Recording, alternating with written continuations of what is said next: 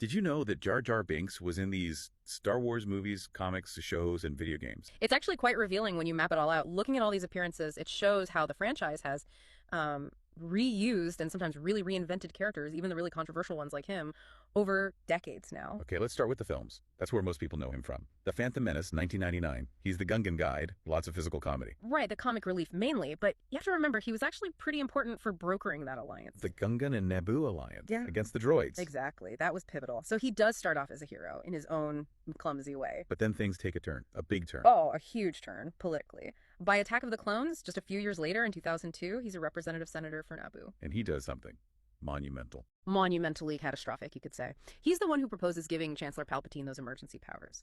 That single action really paved the way for the Empire. It's probably his biggest impact on the whole story. Wow. So wait, the character introduced tripping over things, and with that distinctive way of talking, he becomes the linchpin for Palpatine's rise. Pretty much. It's quite the narrative jump from accidental hero to accidental facilitator of tyranny. That feels very deliberate from the storytellers. It certainly seems like it. And after that, his film appearances really diminish. Right, Revenge of the Sith. He's barely there. You see him in the Senate watching things unfold. And very poignantly at Padme's funeral procession, he's just this silent observer of the Republic's fall, almost like a ghost of his earlier actions. So the movies leave him with this heavy, almost tragic legacy. Where else does he pop up after that? Did they try to maybe lighten him up again? Well, animation was a big avenue for that. Star Wars, the Clone Wars, both the 2008 film and the series that followed. That gave Jar Jar a lot more screen time. Doing what exactly? More slapstick. Some of that, sure. But he was often shown working with Padme on diplomatic missions, or even teamed up, believe it or not, with Jedi like Mace Windu. He could be surprisingly resourceful sometimes. It felt like an effort to show he wasn't just a buffoon. Interesting. What about print? Comics and books.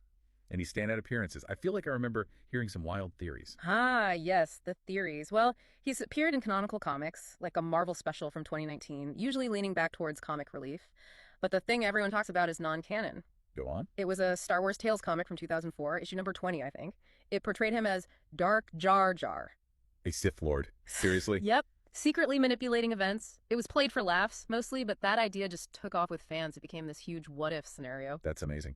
Okay, moving beyond print, what about interactive stuff? Games. Oh, he's all over the Lego Star Wars games, right from the first one in 2005. He's often essential, actually. Essential? His super jump, you need it to reach certain areas. And of course, the Lego games lean heavily into his physical comedy.